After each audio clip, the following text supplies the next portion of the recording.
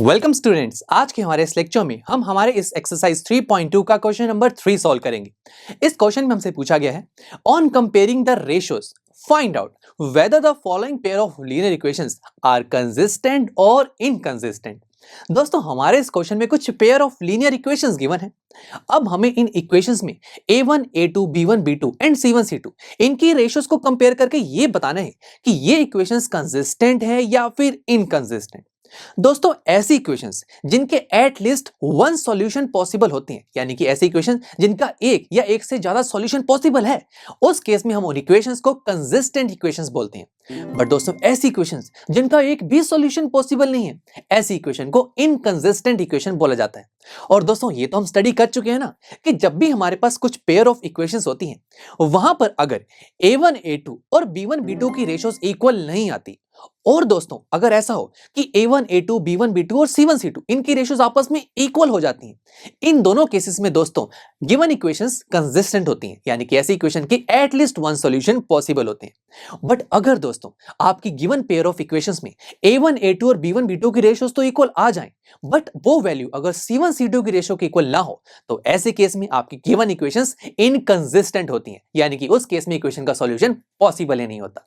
तो बस हमें अब क्या करना होगा, हमारे पास जो गिवन इक्वेशंस हैं वहां पर हम a1 a2 b1 b2 और c1 c2 की रेशियोज को फाइंड आउट करेंगे और फिर देख लेंगे कि यहां पर कौन सा केस सेटिस्फाइड होगा। तो आइए शुरू करते हैं। सबसे पहले इक्वेशन को पिक करते हैं। तो अब हम इस इक्वेशन में सबसे पहले a1 b1 c1 और a2 b2 c2 की वैल्यू को फाइंड आउट करेंगे।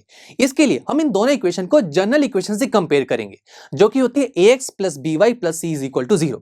अब यहाँ पर दो इक्वेशंस हैं, तो हम दो जनरल इक्वेशन सेलेक्ट कर लेते हैं। लेट्स से फर्स्ट इक्वेशन के लिए हम a b c की जगह a1 b1 c1 लिख देंगे और सेकंड इक्वेशन के लिए a2 b2 c2। Now students, compare करने से पहले आपको एक बात जरूर ध्यान रखनी है कि आप अपनी जनरल इक्वेशन को जब गिवन इक्वेशन के साथ कंपेयर करते हैं, तो आपकी गिवन इक्वेशन भी जनरल इक्वेशन की फॉर्म में ही होनी चाहिए। जैसे कि आपकी जनरल इक्वेशन को देखिए, यहां पर सबसे पहले x वेरिएबल है, फिर y है, उसके बाद एक constant, then right hand side में 0 है, राइट। अब जरा गिवन इक्वेशन को देखिए, यहां सबसे पहले x है, सही है, उसके बाद y, ये भी सही है, उसके बाद कांस्टेंट है ही नहीं, और राइट हैंड साइड में 0 भी नहीं है, ये तो गलत हो गया। ये देखिए, ये जो गिवन इक्वेशन है ये जनरल इक्वेशन जैसी दिख ही नहीं रही, तो हमें इसको पहले जनरल इक्वेशन की फॉर्म में लेके आना होगा। इसके लिए हम क्या करेंगे, ये जो हमारे पास राइट हैंड साइड में नंबर्स हैं, इन्हें जरा लेफ्ट हैंड साइड में लेके जाइए। तो ऐसा करते ही देखिए आपके पास ये जो इक्वेशंस बन के आई हैं, यहाँ पर पहले x है, फिर y है, उसके बाद एक कांस्टेंट, और राइट हैंड साइड में अब 0 भी आ गया। तो अब हमारी ये इक्वेशंस जनरल इक्वेशन जैसे दिखाई दे रही हैं। अब हम यहाँ पर हमारे गिवन इक्वेशन को जनरल इक्वेशन से कंपेयर कर सकते हैं। तो आइए शुरू करते हैं। सबसे पहले इक्वेशन को हम जनरल इक्वेशन से कंपेयर करेंगे। तो देखिए, a1x को जब 3x से कंपेयर करेंगे तो a1 की वैल्यू 3। सिमिलरली जब b1y को 2y से कंपेयर करेंगे तो b1 की वैल्यू 2। और दोस्तों, जब आप c1 को -5 से कंपेयर करेंगे तो c1 की वैल्यू -5। सिंपल। और ऐसी दोस्तों, आप सेकंड गिवन इक्वेशन को सेकंड जनरल इक्वेशन से जब कंपेयर करेंगे तो आपके पास a2 b2 c2 की वैल्यू भी आ जाएगी। वैल्यूज को तो फाइंड आउट कर लिया, उसके बाद हमें क्या करना है, यस, हमें इनकी रेशियोज फाइंड आउट करनी होगी। तो बस सबसे पहली ratio a1 divide by a2, जो कि होगी 3 divide by 2। Similarly b1 b2 की रेशियो होगी 2 डिवाइड बाय -3, और दोस्तों c1 c2 की रेशियो हो जाएगी माइनस डिवाइड बाय -7। माइनस से माइनस कैंसिल आउट हो जाएगा, तो फाइनली आंसर क्या रहेगा, 5 डिवाइड बाय 7। अब जरा देखिए, इस रेशियो को ध्यान से ऑब्जर्व कीजिए और देखिए कौन सा केस सेटिस्फाइड होगा। तो देखिए दोस्तों, पहली रेशो जो a1 a2 की रेशो है वो b1 b2 की रेशो की इक्वल नहीं है, यानी कि पहला केस ही सेटिस्फाइड हो रहा है। जब a1 a2 और b1 b2 की रेशो इक्वल ना हो, तो उस केस में जो इक्वेशंस हैं वो कंसिस्टेंट होती हैं। तो यस, हमारी ये दोनों गिवन इक्वेशंस कंसिस्टेंट है। सिंपल। चलिए अब सेकंड इक्वेशन को पिक करते हैं। तो दोस्तों, यहां पर भी सेकंड इक्वेशन को हम जनरल इक्वेशन से कंपेयर करेंगे, बट जरा रुकिए, यहां पर भी जो गिवन इक्वेशंस हैं वो जनरल इक्वेशन जैसे दिखाई नहीं दे रही। यहां तो राइट हैंड साइड में 0 है ही नहीं, तो हम क्या करेंगे, ये जो 8 और 9 है, जो राइट हैंड साइड में नंबर्स हैं हमारे गिवन इक्वेशन के, उसे हम ले जाएंगे लेफ्ट हैंड साइड पर।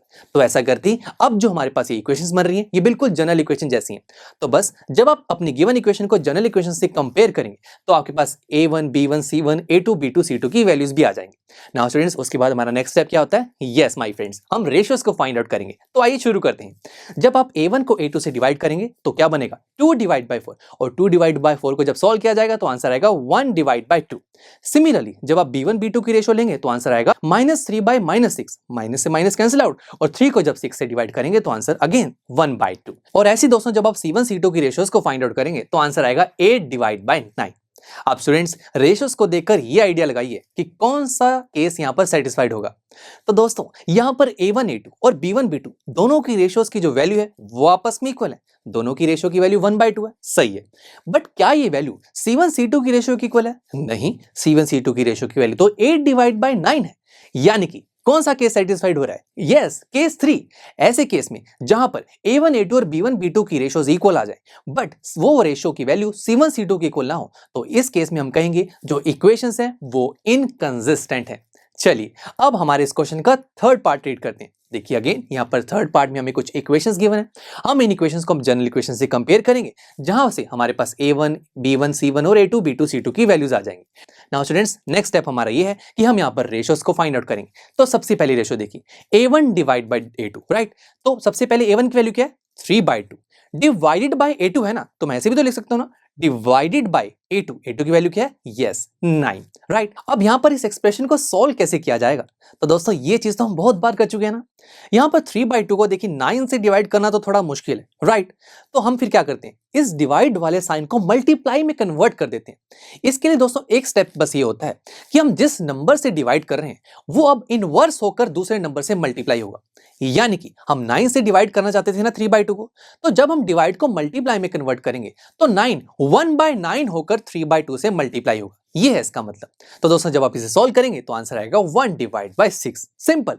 सिमिलरली दोस्तों इसी तरीके से आप B1 डिवाइड बाई B2 इस रेशियो की भी वैल्यू निकाल सकते हैं जो कि आएगी -1/6। और दोस्तों C1 C2 की रेशियो आ रही है -7 डिवाइड बाई -14। माइनस से माइनस कैंसिल आउट, तो आंसर आएगा 1/2। तो अब हमें यह देखना होगा कि इन रेशियोज की हेल्प से कौन सा केस सेटिस्फाइड होगा। तो यहां पर A1 A2 और B1 B2 दोनों की रेशियोज आपस में इक्वल नहीं है, तो पहला केस सेटिस्फाइड हो रहा है। जब A1 A2 और B1 B2 की रेशियो इक्वल ना हो तो ऐसे केस में गिवन इक्वेशंस कंसिस्टेंट होती हैं। तो चलिए अब दोस्तों हमारे इस क्वेश्चन का जो फोर्थ और फिफ्थ पार्ट है इसे आप खुद ट्राई कीजिएगा। और दोस्तों ये जो फोर्थ और फिफ्थ पार्ट के सॉल्यूशंस है इसे आप हमारे रिटन नोट से जरूर वेरीफाई कीजिएगा। चलिए दोस्तों अब मिलते हैं आपसे नेक्स्ट लेक्चर में जहां पर हम हमारी इस एक्सरसाइज का क्वेश्चन नंबर 4 सॉल्व करेंगे। आई एम श्योर स्टूडेंट्स आपको ये लेक्चर काफी पसंद आया होगा और ऐसे ही मजेदार तरीके से अपने हर एक कॉन्सेप्ट क्लियर करने के लिए डाउनलोड कीजिए PUSTACK ऐप को, जहां पर आपके पास और भी बहुत सारे ऑप्शंस होंगे जैसे कि back exercise solutions, tip videos, sample papers and much more. So what are you waiting for? Download the app now.